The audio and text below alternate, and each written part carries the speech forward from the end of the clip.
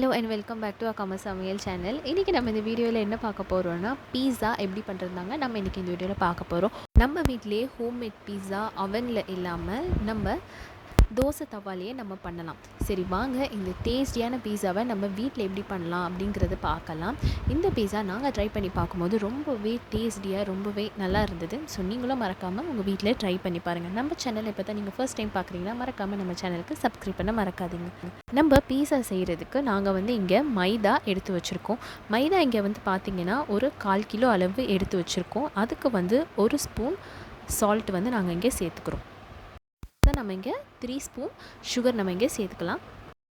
நம்ம இதில் baking soda ஒரு சிட்டிக்கு அளவு நம்ம இங்கே எடுத்துக்கலாம். அடுத்ததாக ஒரு ஸ்பூன் கீ நம்ம இங்கே சேர்த்துக்கலாம். அடுத்ததாக நம்ம இங்கே ஆயில் சேர்த்துக்கலாம். இங்கே 3 டேபிள் ஸ்பூன் அளவுக்கு நம்ம இங்கே ஆயில் நம்ம இங்கே சேர்த்துக்கலாம். அடுத்ததாக நம்ம இங்கே பால் சேர்த்துக்கலாம். பால் 1/4 டம்ளர் போல் அளவு நம்ம இதில் பால் சேர்த்துக்கலாம். நம்ம நல்லா பிசைஞ்சு வச்சிடலாம். மாவு நல்லா பிசைஞ்சு வச்சதுக்கப்புறம் அது மேலே நம்ம கொஞ்சம் எண்ணெய் சேர்த்துட்டு மாவு மேலே ஃபுல்லாக நம்ம தடவி வச்சிடலாம்.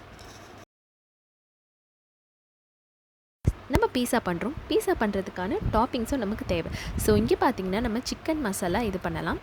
ஸோ இங்கே போன்லெஸ் சிக்கனில் ஸ்பூன் உப்பு, 2 ஸ்பூன் கரம் மசாலா, 1 ஸ்பூன் மிளகாய்த்தூள், கர்ட் 1 ஸ்பூன் நம்ம போல் எடுத்துக்கலாம், 1 ஸ்பூன் இஞ்சி பூண்டு பேஸ்ட், 1 ஸ்பூன் மஞ்சள் தூள்.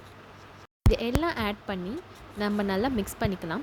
இது நல்லா மிக்ஸ் பண்ணதுக்கப்புறம் ஒரு 1 ஹவர் போல் சிக்கன் பீசஸில் நல்லா ஊறட்டும்.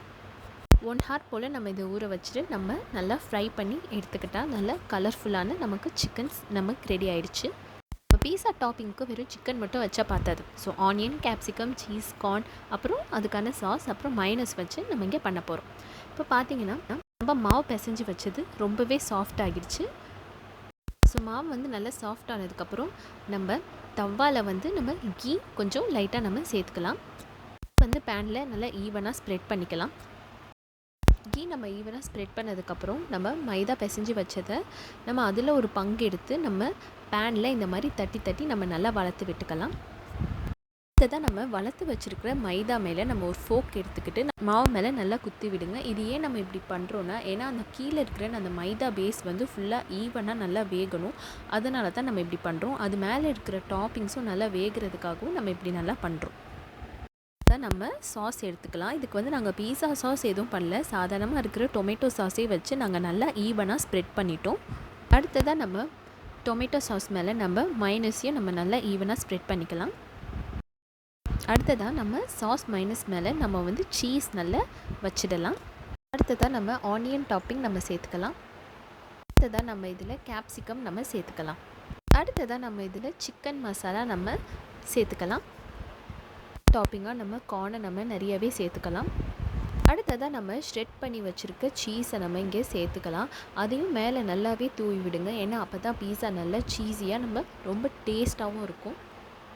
நம்ம இதை பேக் பண்ணுறதுக்கு முன்னாடியே நீங்கள் இதுக்கு மேலே சில்லி ஃப்ளேக்ஸ், ஓரிகேனோ நீங்கள் இதில் சேர்த்துக்கலாம். பீஸாக்கான எல்லா டாப்பிங்ஸும் நம்ம சேர்த்தாச்சு. இப்போ அடுத்ததாக நம்ம இதை பேனில் நம்ம இதை வச்சு நம்ம ஹீட் பண்ணலாம். இது ஒரு 15 to 20 மினிட்ஸ் வச்சு நீங்கள் இதை ஹீட் பண்ணாலே நம்மளோட ஹோம்மேட் பீஸா ரெடி ஆகிடும். நெக்ஸ்ட் 15 மினிட்ஸ் கழித்து பார்த்திங்கனாலே நம்மளோட பீஸா மேலே இருக்கிற சீஸ்லாம் நல்லாவே உருகி நல்லா சீஸியாக இருக்குது. ஸோ அவ்வளோதான் நம்மளோட பீஸா ரெடி ஆகிடுச்சு. பார்க்கவே நல்லா சீஸியாக இருக்குது. அப்புறம் நம்ம இதில் நிறைய வெஜ்ஜீஸ் சேர்த்துருக்கோம். ஸோ நீங்கள் இதை மறக்காமல் நீங்கள் இதை உங்கள் வீட்டில் ட்ரை பண்ணி பாருங்கள். ரொம்பவே டேஸ்ட்டாக இருக்கும். ஸோ நீங்கள் மறக்காமல் நீங்கள் உங்கள் வீட்டில் ட்ரை பண்ணி பாருங்கள். எல்லாருக்குமே இந்த பீஸா ரொம்ப பிடிக்கும். இதை நீங்கள் வீட்டில் கண்டிப்பாக ட்ரை பண்ணி பார்த்தீங்கன்னா கமெண்ட் செக்ஷனில் உங்கள் பதிவை ஷேர் பண்ணுங்கள். தேங்க்யூ.